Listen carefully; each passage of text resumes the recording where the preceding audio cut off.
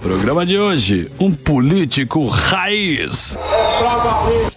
Já foi deputado federal, senador e hoje é o governador do belo estado do Goiás. Tá derretendo a carne. Maravilha. Será que vem para presidente? Isso quem vai responder é o belo e grisalhão Ronaldo Caiado. Olha o Caiado aí, ó. Aí.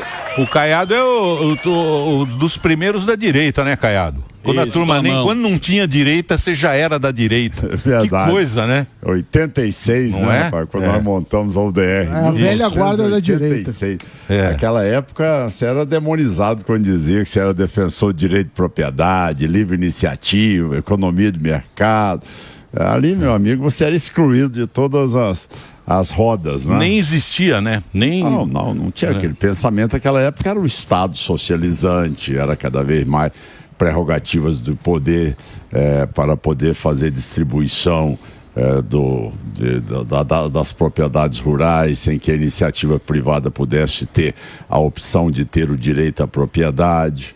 Não é? Isso tudo prevaleceu durante muito tempo numa ideia que, graças a Deus, nós fomos capazes de mobilizar o Brasil e ganhar na Constituinte. Né? Foi a grande vitória que nós tivemos, que hoje muita gente esquece, mas a grande vitória nossa é que o setor rural, essa pujança que é hoje, e é o melhor do mundo hoje, ninguém compete conosco, é graças a essa vitória que nós obtivemos em 1988, na Constituinte, em poder dizer que terra produtiva ela é insusceptível de desapropriação, a qualquer agressão por parte seja de invasor ou seja do Estado, ela é uma propriedade que é resgatada aquele que está lá trabalhando nela e que tem a sua vida dedicada a ela. Você acha que esse modelo socialista, que é quem fala socialista moreno? Sim. Nossa, você lembra disso? Tem. Você acha que esse modelo socialista, você acha que esgotou? O Milei falou que esse modelo que ele estava na... Você acha que não tem mais isso? Isso não pega mais. Emílio, eu vivi esses dois momentos na vida, né? Eu vivi um momento onde a imagem do produtor rural era satanizada. E hoje, você há de convir que o produtor rural hoje brasileiro é hoje a maior referência em produtividade, em capacidade de poder alavancar por quilo, por tonelada de produto por hectare. Nós somos o único país no mundo que produzimos 3 safras pelo clima nosso, que é um clima tropical. Os europeus ficam irados, mas não é problema nosso. É que eles só têm uma safra. E nós temos hoje a safrinha, que é outra safra, e temos hoje a irrigação, que é uma terceira safra no Brasil. Então, ninguém compete conosco. E nós evoluímos muito na tecnologia, na inovação. Você vê meu estado de Goiás produzindo enormidade de soja em áreas com 40, 44 graus. Então, quer dizer, é algo que mostra o quanto a ciência e a pesquisa evoluíram na agropecuária brasileira. Né? Então, esse é o fato que hoje, eu costumo dizer o seguinte, a minha época, quando eu tinha meus 36 anos de idade, vestir a camisa verde e amarela, meu amigo, não dava... você não tinha a menor chance. Agora, hoje em dia, eu vejo aí muitos esquerdistas recém-convertidos. Sim, tem bastante. Querendo dar aula para mim de vez em quando. Eu falo, meu filho, calma, porque essa história sua aí, realmente eu não me lembro de você naquela época lá. Então, isso é para mostrar que o que nós fizemos foi o que eu acho muito importante na vida pública, é a pessoa ter coerência. Veja, eu sou um médico, eu sou um cirurgião. Não quer dizer que a minha técnica cirúrgica que eu operava, tá certo? Quando eu me formei, é a mesma que eu opero até hoje. Ou seja, você tem outros mecanismos, tem outras formas, não é verdade? Hoje, quanto mais com cirurgias menos invasivas e tudo mais. Então, você vai progredindo na vida. Agora, você sempre teve uma posição, você sempre teve uma coerência. Ou seja, eu nunca tive uma mudança de 180 graus do ponto de vista de ideológico e de princípios. Isso é que chama do conservador. O cara que é conservador é isso que você está falando. O cara que é conservador que ele aceita. Que evolui. Sim. Exatamente. Perfeito. Ele que é conservador e que evolui. Tem valores. Tem valores. E esses valores você não fica só no discurso, você mostra, né? Modéstia à parte, eu tenho 40 anos de vida pública, então não estou sendo testado hoje, ou seja, deputado de 5 mandatos, senador da República, 2 mandatos de governador do estado. Então eu vejo muita gente falar da ética, da moral, do combate à corrupção, mas eu quero ver se ele já foi testado, né? Porque aí que você saber se ele já foi colocado ali, qual a oportunidade de ter um orçamento na sua mão de 42 bilhões de reais, como eu tenho no estado de Goiás, de ser deputado federal também, tendo que discutir os temas que realmente sempre foram por princípios e também visando o desenvolvimento do país, nunca negociando posições de interesses pessoais. Então, acho que isso é que caracteriza a boa posição de um debate político, que eu acho que vai ser importantíssimo em 2026, que será talvez o mandato mais desafiador do próximo presidente da República. Tá certo? Eu vejo um momento que ele terá que saber se ele vai se comportar como um candidato a presidente que está preocupado com a sua reeleição, caso for eleito, ou se ele está preocupado em fazer as mudanças substantivas que nós temos que fazer no país. Tá certo? Ô, Caiado, esse é o desafio. Você brigou lá com o pessoal lá que teve um encontro lá dos governadores e tal. Você quebrou o pau lá. Por que você quebrou o pau? O negócio das polícias, o negócio do...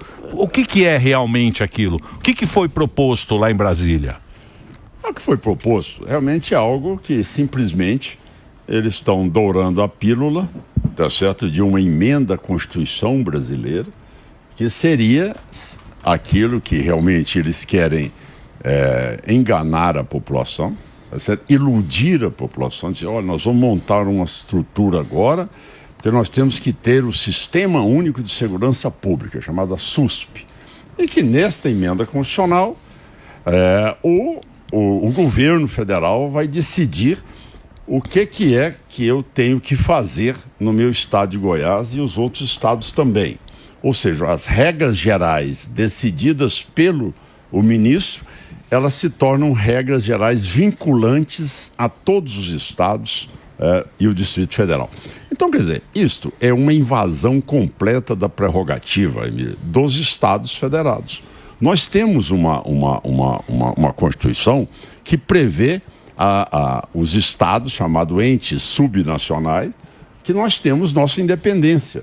Agora, você tira a independência do comando da sua polícia, tá certo? Das ações da sua polícia, e concentra ela numa diretriz... Em Brasília. Em Brasília, que o cidadão se acha mais capaz de poder dizer o que eu tenho que fazer em Goiás. O governador. O que eu tenho que fazer no Mato Grosso, o que tem que fazer no Amazonas. Então, porque lá você... É uma invasão revogando o direito constitucional que já é dado ao governo. E ele fica tentando dizer, não é bem assim, não é bem assim. Como? É só o senhor ler aí o seu parágrafo 7º aí do artigo, se não me engano, 124, que está claro. Ou seja, as normas, elas serão vinculantes às decisões nos estados. Você fala bonito, mas para entender, na polícia... Quem manda é você. Eu que mando. Quem manda é o governador. Exatamente. O governador é o chefe da polícia. Exato. Eu sou o comandante em chefe de todas as forças de segurança do meu estado de Goiás e não abro mão só para rolar. E lá você vai muito bem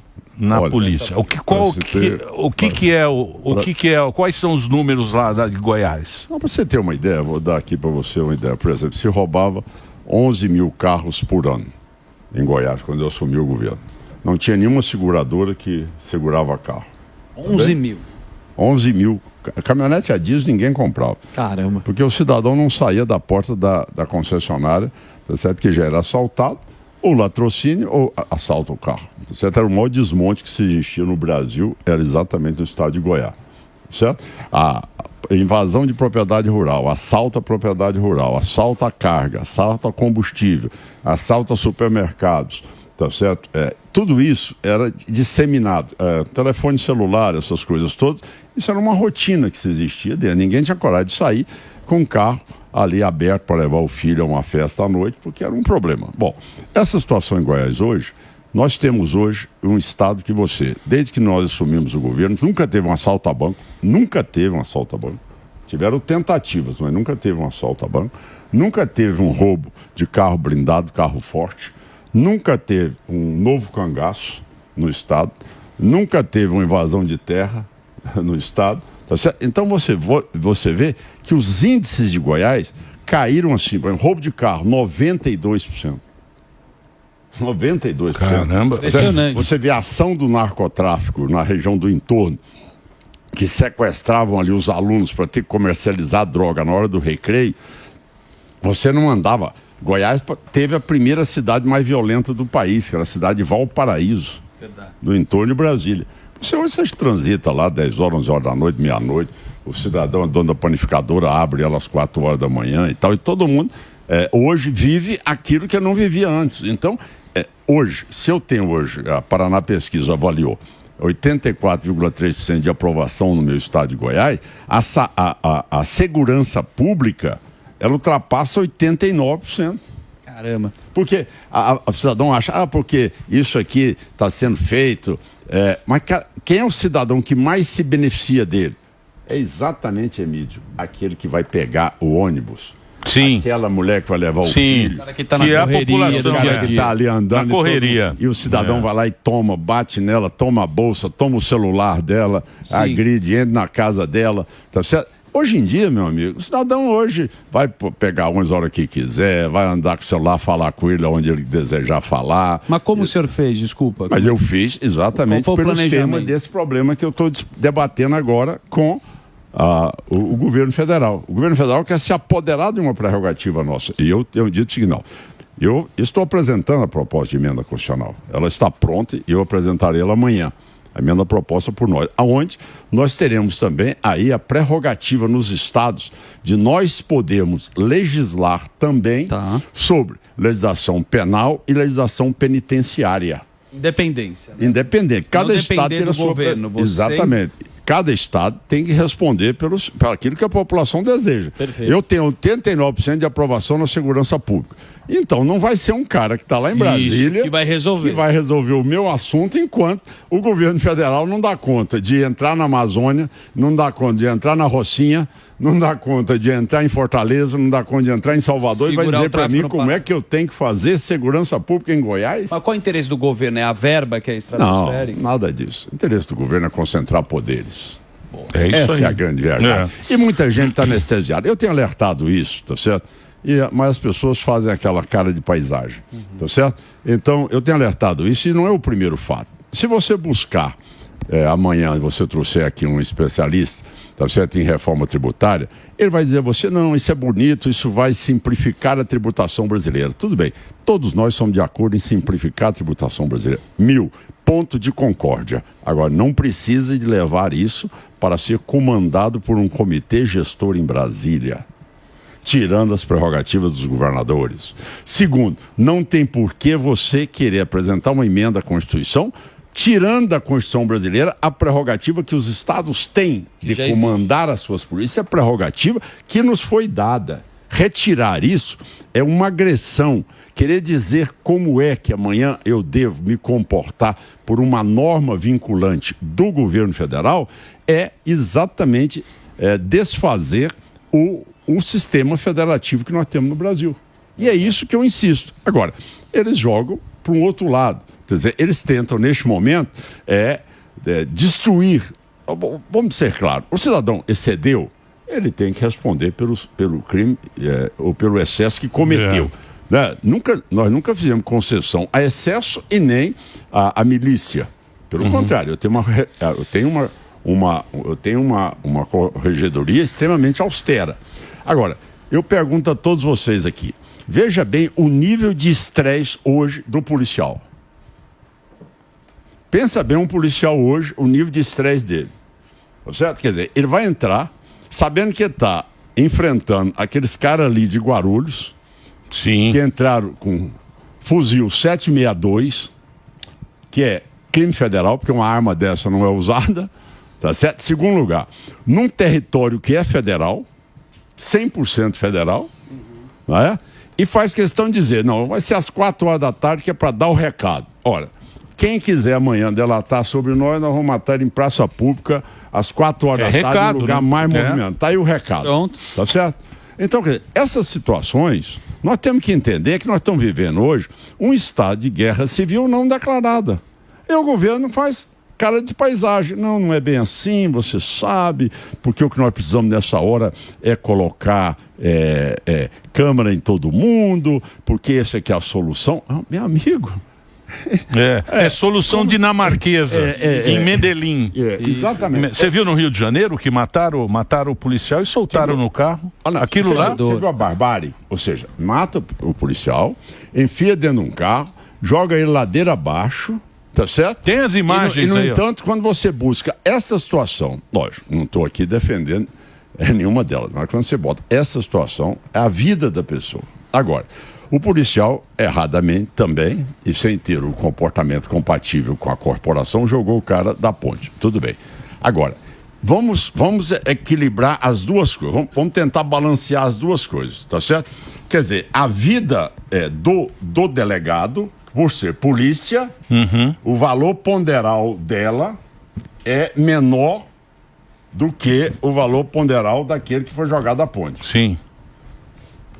Então, quer dizer, vida você não pode ter essa aqui. Ou você tem que ser tudo ou é igual. vida. Então, mas isso aí... Se é vida do policial, ela tem pouco valor ponderal.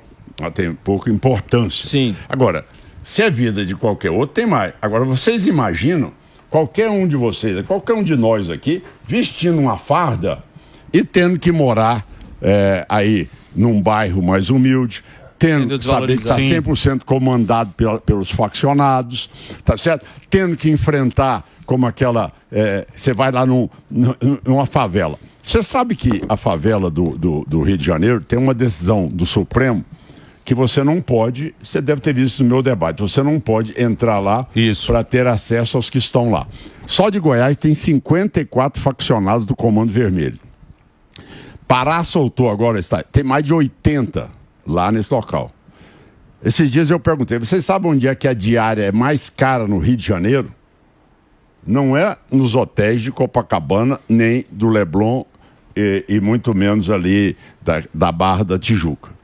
As áreas mais caras do Rio de Janeiro são verdadeiros relés chateaus montados dentro das favelas para absorver esses grandes cabeças do crime que hoje se ocupam de toda a mordomia instalada lá, e você não pode ter acesso a eles. Eu tenho 54. Que loucura, hein? Tem vista maravilhosa, Vista maravilhosa, com toda a mordomia, dando ordem para matar, dando ordem para fazer tráfico, para transferir e tudo mais. Essas pessoas vivem, tá certo, numa área de livre mercado das facções. Então, está criando no Brasil essa área de livre mercado. Esses territórios todos já estão sob comando dos faccionados. Isso ninguém quer enxergar. A Amazônia está 100% tomada. Eu quero ver se alguma autoridade federal entra lá na Amazônia. Não consegue. Todo o garimpo está na mão das facções. Todo o contrabando de madeira está na mão das facções.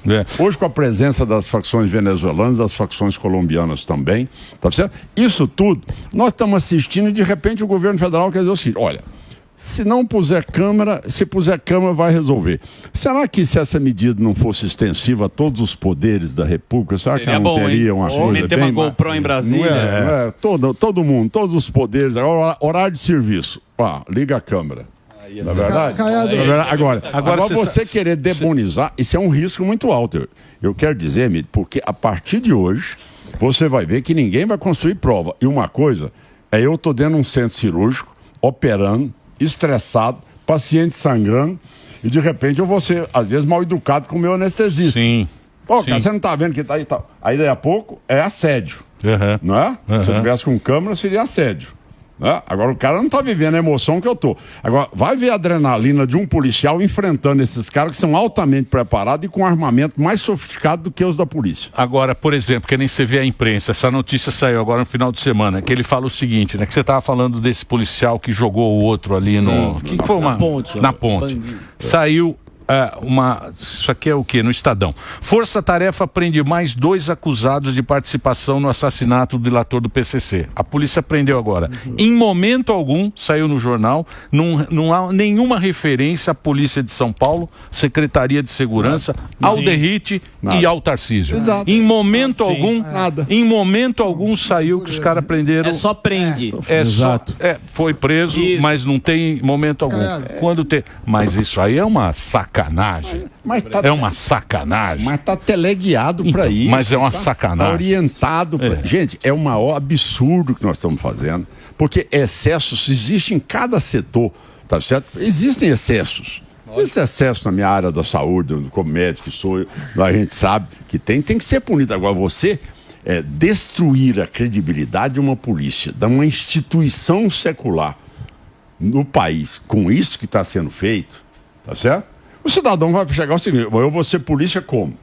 Como é que eu vou ser polícia? Como é que eu vou entrar nisso aí?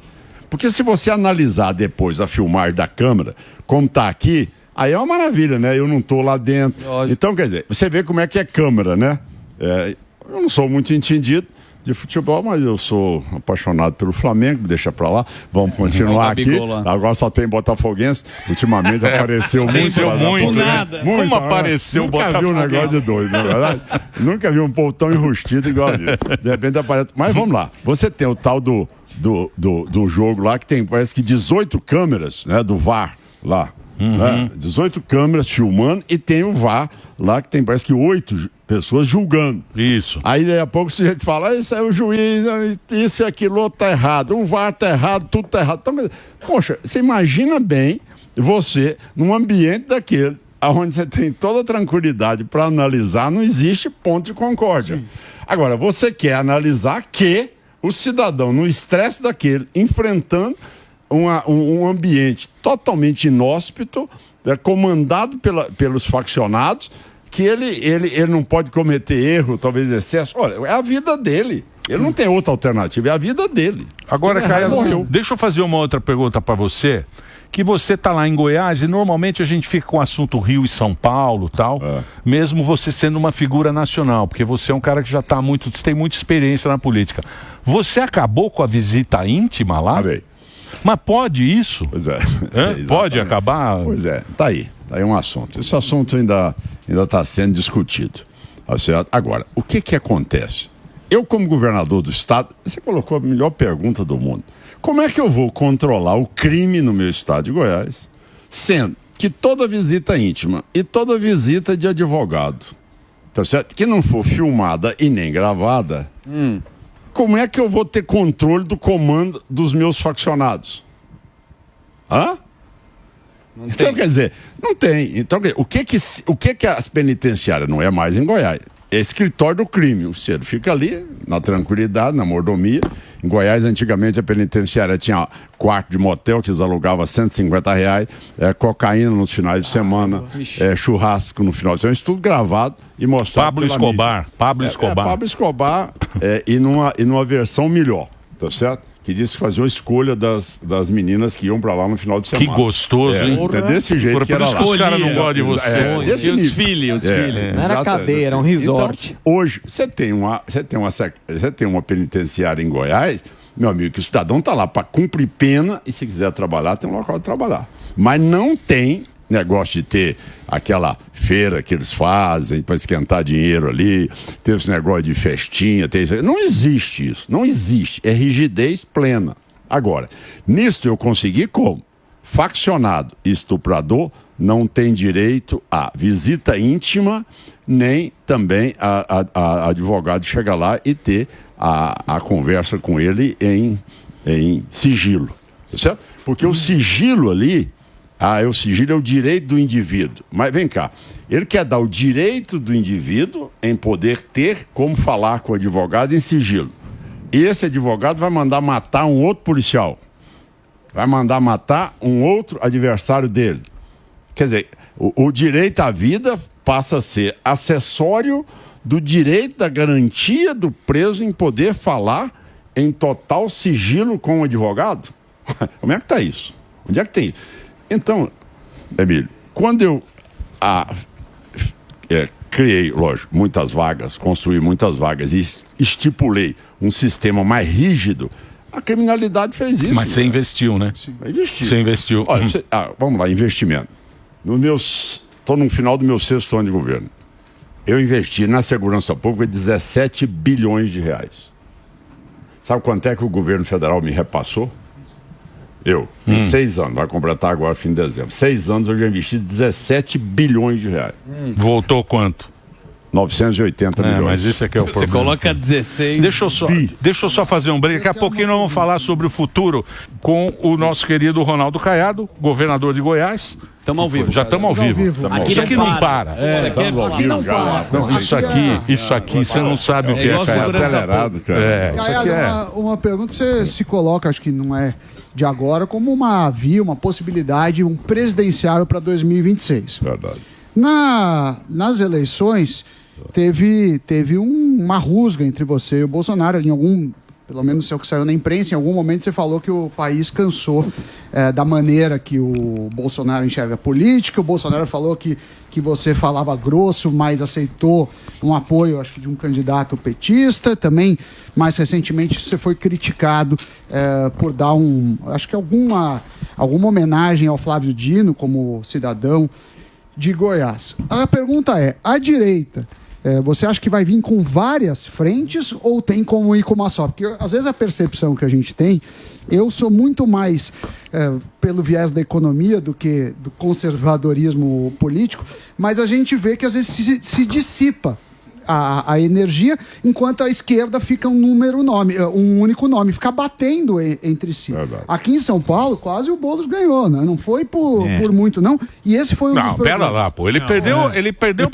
pros vizinhos. Ele foi pro segundo turno, ele com 2, ele ficou em terceiro. Tinha 2 concorrendo em São Paulo. Exatamente. Ele ficou em terceiro. É isso. Lógico que é. Se não fosse o Malafaia, ele nem ia pro segundo turno. Mas Opa! O Lula foi a mesma coisa e a esquerda mais forte. Eu ia te perguntar, o que você acha que vai ser da direita? Vai vir um nome? Existe uma chance de conciliação ou são divergências inconciliáveis? Não, de maneira nenhuma. Não tem menor hipótese de ser nada inconciliável. Deixa eu lhe dizer. É muito comum você entender que às vezes você diverge. Aí você diverge em alguns pontos.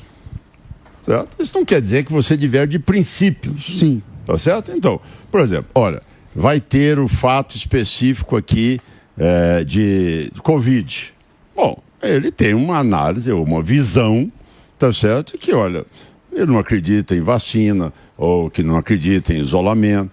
Tudo bem, é a posição dele. Agora, qual é a posição minha, como médico, como cirurgião, modéstia à parte, estudioso que sou, qual é a minha posição? A que eu tomei.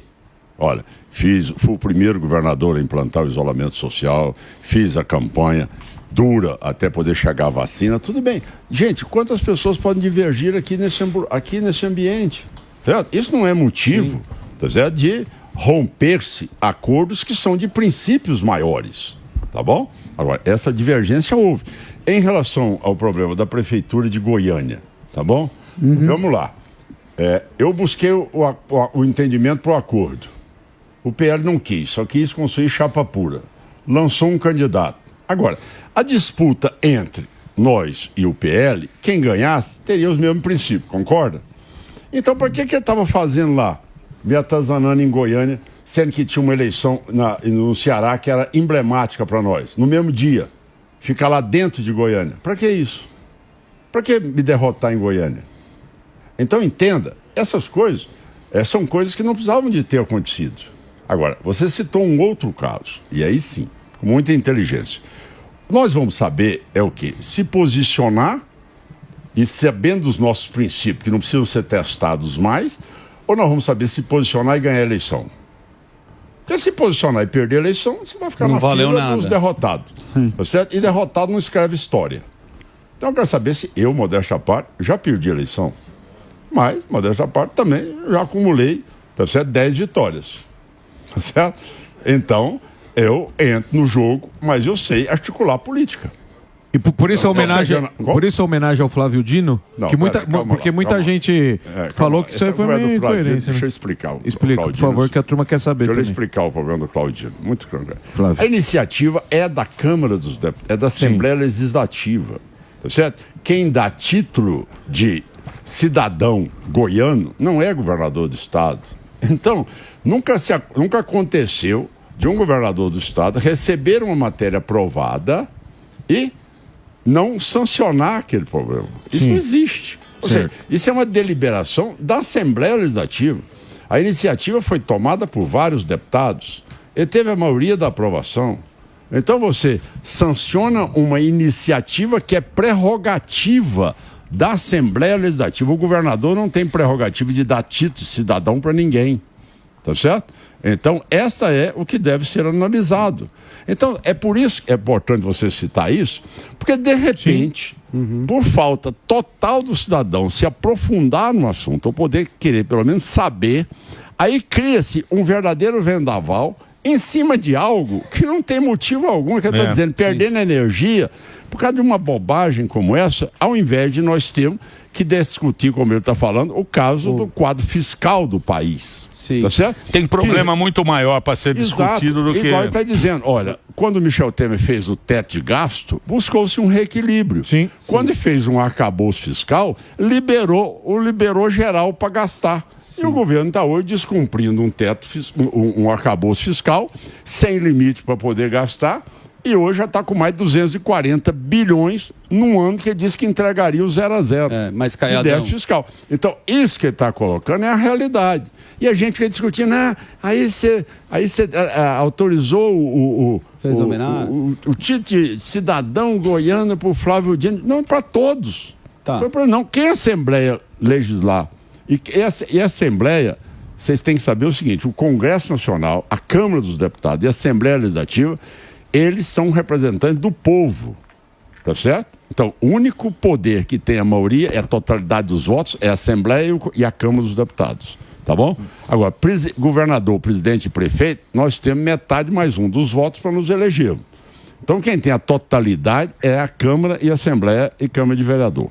Então, essa iniciativa, quando vem da Assembleia, é normal, isso nunca existiu ninguém que vai revogar. Agora, por que de repente essa matéria ela passa a ter uma relevância mais importante do que essa situação que nós estamos discutindo agora do SUSP, que é uma invasão de prerrogativa do Estado, do desequilíbrio fiscal do país completo hoje? O governo já aumentou dívida PIB de 72% para 79% em 2 anos, mais de 900 bilhões de reais gastos. Sim. Isso aí não se discute. Mas tem uma coisa que não foi falada aqui dentro da pergunta do Samidana, e é a pergunta que a gente gostaria realmente de saber. A política flerta com vaidades. E a gente tem o nome do Jair Messias Bolsonaro, possivelmente, e o filho dele, o Eduardo Bolsonaro, falou, eu sou o plano mas B. o Bolsonaro é improvável. O Bolsonaro, é improvável. O Bolsonaro não é impossível. O Bolsonaro falou, não tem plano A, não tem plano B, não tem plano C, chama o papai que eu tô lá. Não, mas o Bolsonaro não tá no jogo. Tá bom, mas a dele... política ela muda o tempo inteiro. Exato. O jogo não significa não estar no jogo, não significa que ele não poderá estar. Concordo. E eu faço a pergunta agora. Nós temos outros grandes nomes. O Tarcísio, a gente vê também, né? O Ratinho Júnior, o seu nome. Quando foi criada uma terceira via numa outra disputa, que foi criada a chapa tênis, a direita patinou. Então precisa de um alinhamento. Eu queria saber se existe uma vaidade para ser o presidente ou para estar numa segunda posição. Não existe vaidade. Existe algo que você tem que entender, que nunca num primeiro turno, até porque você tem 2 turnos. Essa tese que você, de uma certa maneira, dividiu no primeiro turno, quer dizer que não vai existir convergência no segundo turno, é uma bobagem. Isso não existe, tá certo? Isso não existe. Eu não vou mudar de princípio. Eu já perdi a eleição e nunca votei no PT. Sim. Nunca votei no PT na minha vida. Tá certo? Então, essas coisas não existem. Agora, você tem que entender que a primeira candidatura minha, nós éramos 22 candidatos, em 1989, tá bom? Vamos trazer para hoje. Você colocou. O presidente Bolsonaro já sinalizou, tá certo? Ele vai manter a candidatura dele, bota um dos filhos na vice, tá certo? Se amanhã o Tribunal Superior Eleitoral der pela não candidatura dele, o filho dele é o candidato. Mas tem que combinar com os russos. Tem que combinar com o mas povo. é estratégia. Exato, tem que combinar com os russos. Mas vamos analisar o cenário que ele está colocando aqui. Então, tudo bem, ele desenhou um cenário que é um cenário que ele sai, ele é impedido, amanhã o vice dele sai candidato, tá bom? E nada é impeditivo de que o Ratinho, eu, o Zema, tá certo? O Tarcísio, possamos amanhã, dentro do entendimento, também sairmos candidatos. Isso. Agora, isso não quer dizer que no segundo turno, tá certo? Alguém vai votar no PT. Sim. Ora, isso é óbvio, isso é lógico. Então, não tem essa disparidade. Aí vai ter uma divergência, aí vai ter uma ruptura de acordo, de maneira nenhuma. Então, mas deixa eu fazer uma pergunta para você. Você que manja da política, você que tem experiência. Por exemplo, o PSD, o PP, sim, os republicanos, eles vão apoiar o Lula? Olha, eu diria você. Aí você poderia ter colocado até União Brasil. União Brasil. Aí vamos colocar todo mundo, é verdade? Vocês têm que entender uma coisa só. Você tem que analisar muito a bancada. No momento em que você tem, tá certo, os interesses neste período, tá certo? Às vezes um deputado lá desses partidos, eles se colocam na condição de ministro. Tá certo? Que a tentativa que o governo vai fazer é dividir a oposição. Lógico, isso é a estratégia mais antiga que todo, não é nenhuma novidade. Mas o Lula é bom nisso, né? Sim, sem dúvida nenhuma. Ele é cativante nisso, não é verdade? Mas quem não tem experiência vai. Mas, se você notar as votações no plenário, você vê que a ampla maioria dos deputados desses partidos votam contra medidas que são ideológicas ou socializantes no país. Certo? Então você nota que o partido vai ter ali uma posição que, olha, ela tem princípios, ela tem doutrina, ela tem estatuto. O parlamentar, ele vai acolher ali, vai para o ministério, vai para o outro, temporariamente, mas não quer dizer que aquilo seja a sinalização do partido. Eu posso lhe garantir, União Brasil, tá certo? Tem 2 ministros, tá certo, no governo, que representam o estado do Pará e o estado do Maranhão. Tá bem? Tá bom. Aonde você vê que o PT tem maioria nesses 2 estados. Mas não significa o sentimento da nossa bancada. Pelo contrário, 90%. Mas um pé em cada canoa, né? Que é o centrão ficar esperando para onde afundar. É uma realidade que você não vai conseguir na vida. É importante que você entenda. Nós vamos ter maturidade. Ou, para fazer um discurso que a gente queira só firmar a posição e não ganhar a eleição, ou você quer fazer um discurso que a gente possa ganhar a eleição? Porque se nós continuarmos nessa batida que está aí, tá certo? No comando do país e perder a eleição, meu amigo, isso é algo que vai levar você achou que um colapso. Por que você acha que o Bolsonaro não levou? Tendo a máquina na mão? Vocês todos sabem essas posições. Mas o que você acha? Você acha que foi a pandemia? Principalmente a pandemia. Então, as pesquisas mostram isso, tá certo? As pesquisas mostram isso, tá certo? Mas como que faz assim, depois de tudo aquilo que o Bolsonaro falou, hoje está sendo comprovado, porque teve muita conversa de a economia a gente vê depois, teve muito lance da máscara, muita coisa da vacina, que na época tentaram calar o Bolsonaro e hoje se comprovou que ele tinha razão em muitas coisas. Depois desse cenário de ver que ele tinha razão e o senhor falando que isso fez ele perder lá atrás, você acha que ele não volta com força? Se fosse colocar só nessa visão de pandemia, você acha que isso não dá força a ele? E uma outra pergunta que eu estava querendo fazer um tempinho aí, mas não estava falando, como a direita, o senhor falou o lance da coerência, até o Zuckerman acabou de falar sobre vaidade, né?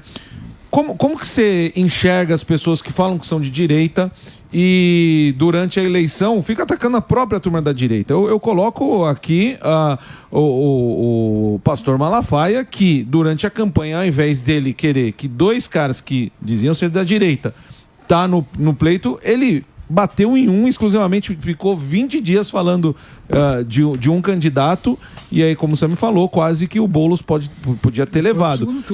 Foi pro segundo turno, que poderia ter ido 2 da direita. Como que você vê essa questão, a direita puro sangue, somos a direita, e deixar que a esquerda vai ocupando esses espaços também? Então são 2 perguntas aí que... Você te convida o seguinte, olha, vamos ser bem realistas. Vamos. Você tem que saber que quem ganha a eleição é quem tem 50 mais um voto do eleitor. Então não existe esse negócio de extrema direita e extrema esquerda ganhar a eleição. Esqueça isso, tá bom?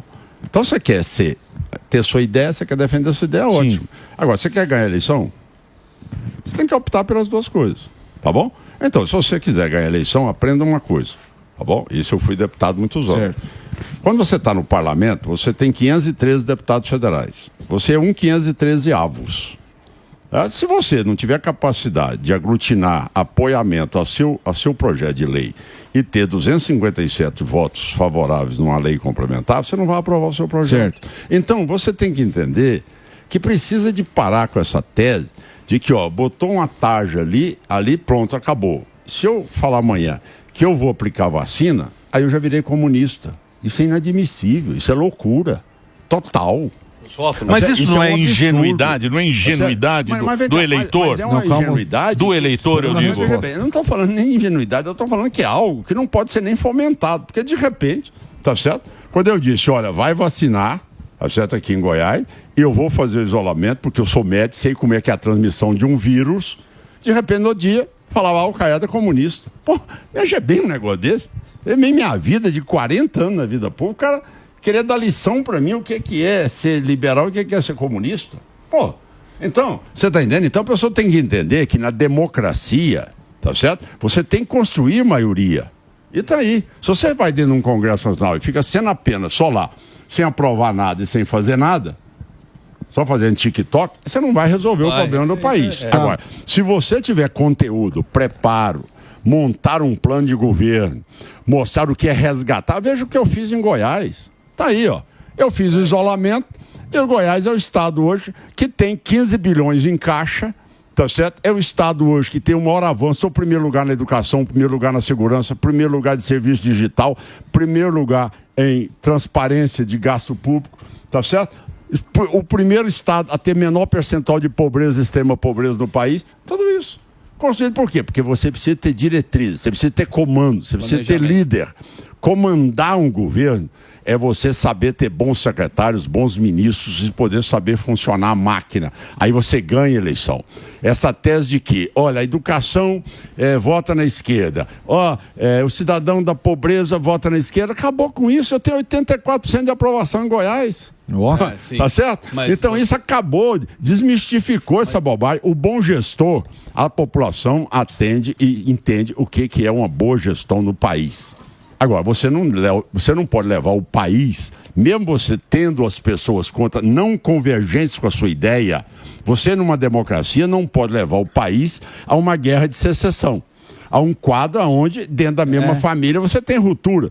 Ora, você pode não concordar, mas não pode ter nível, tá certo? De desgaste a nível de você não conviver. Mas tá assim, o que você acha do fenômeno do Pablo Marçal? Ele é um cometa que brilhou, vai desaparecer, ou você acha que ele vai fazer barulho aí, até inclusive, não sei se né, faz o M aí pra presidência. Faz o M que, vai querer concorrer com você. Sim, mas não tem problema, amigo, isso é a democracia. O que você achou da presença dele na política? Mas é um direito que ele tem.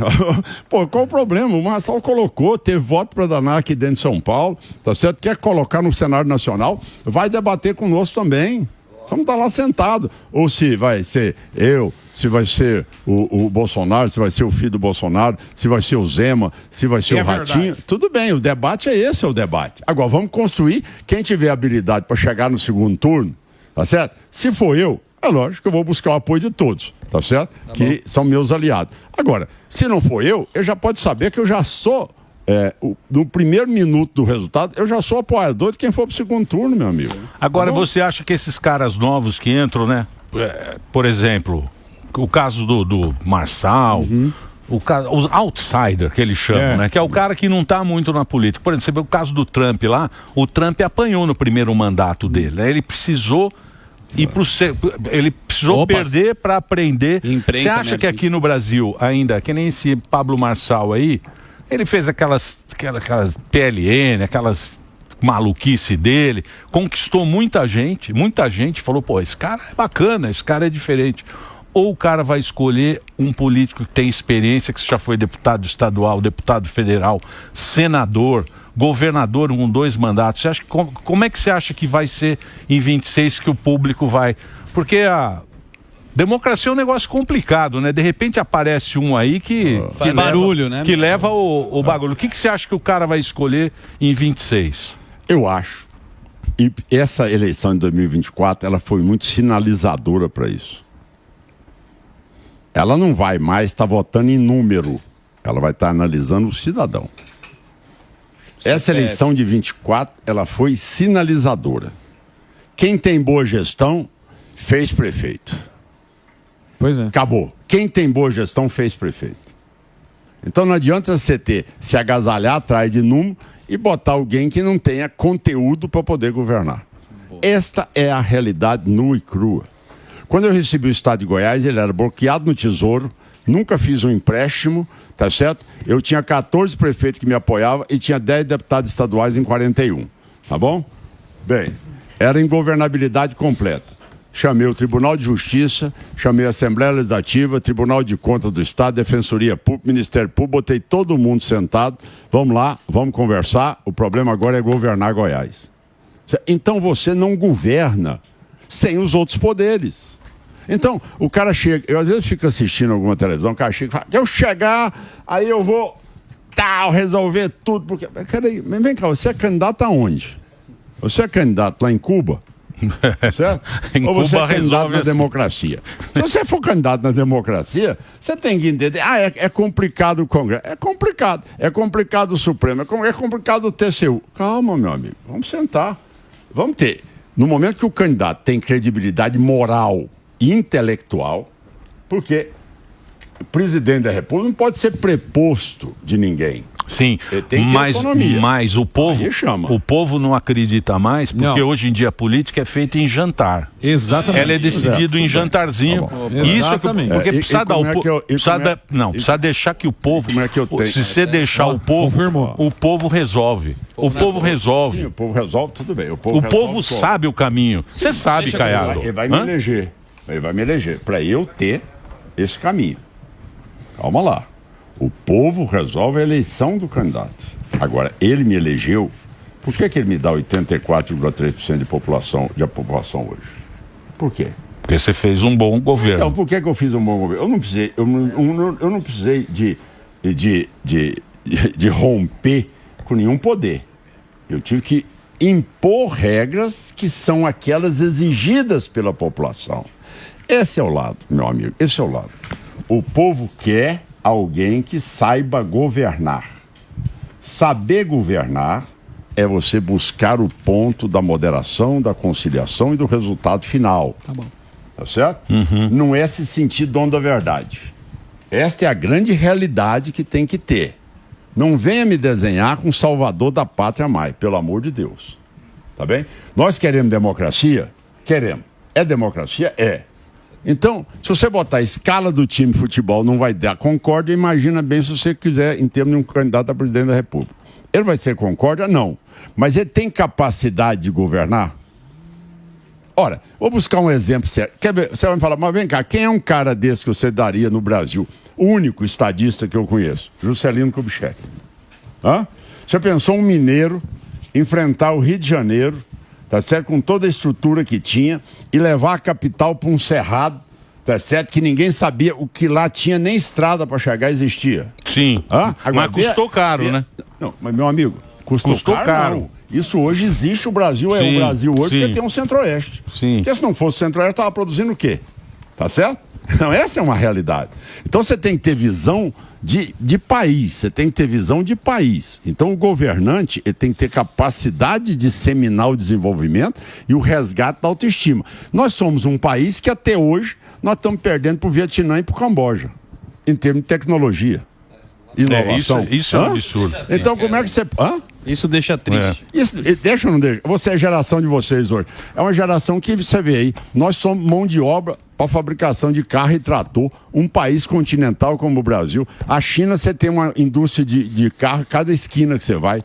Quer dizer, é um negócio de louco. Boa. Você vê a tecnologia que você tem nesses países todos. Ô Caiado, eu espero que você vote aqui, uma aula, né? Opa, um papo bom, né? Total. É bom a gente conhecer com com quem conhece, quem já teve lá. E fora o que a gente é bonito, né, Caiado? Puta Eu dupla, tava hein? vendo a gente Erasmo aqui, e Roberto. Porra, se a gente não ganhar uma eleição... É o tremendão. O tremendão. Não é? Bem assim. Hein, Caiado? da comunicação. Olha que a gente é bonito. Porra, por isso que você teve 80, você tinha que ter 90%. Tem que fazer um musical, você cantando você com o Caiado, segurando o uísque. Cantando o Roberto. Deixa eu falar sério agora. Ai. O papo foi muito bom aqui. Ronaldo Caiado, espero que você volte aqui. Sempre é bom você trazer aqui a sua experiência como político. Então, a gente está precisando disso. No Instagram, @Ronaldo Caiado, para você seguir. Obrigado, viu, Caiado? Obrigado pelo papo, foi muito bacana. Muito obrigado. O break do Dedê. Vai lá, Dedezinho. Uau!